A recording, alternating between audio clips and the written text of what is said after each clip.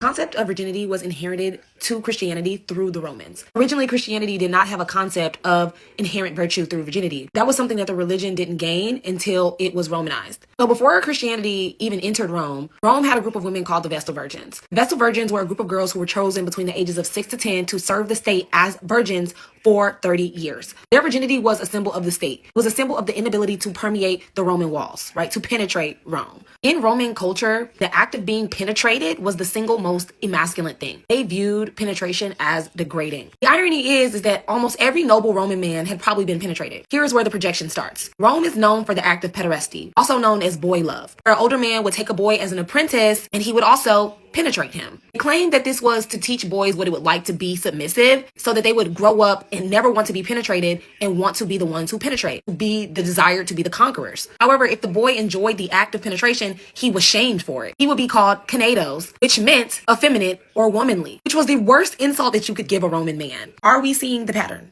Okay, now when Christianity enters Rome and St. Augustine comes to power, he creates the concept of original sin. The concept of original sin did not exist before St. Augustine. This was a projection of St. Augustine's own internalized trauma around penetration, also influenced by his Roman upbringing. Because women were the natural receivers of penetration, he invented the concept that sin originated from Eve. He had so much sexual shame that he believed even sex between two married people was shameful.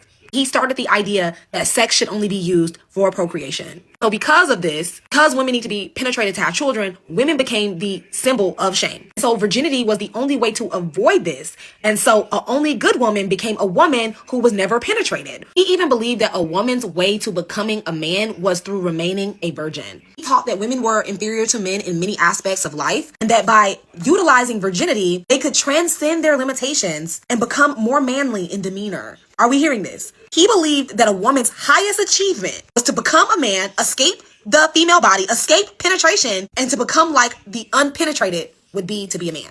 This whole thought process is intellectualized, internalized shame around penetration.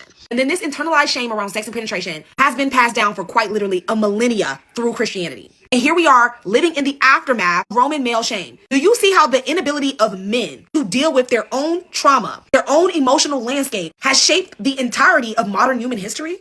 So yeah, the concept of virginity was born from a Roman man's mind who had internalized shame around being raped as a boy by men. Anyways, follow me for this because I'm starting a series about how all roads quite literally lead to Rome. If you want to know what's wrong with our society, just follow the road to Rome.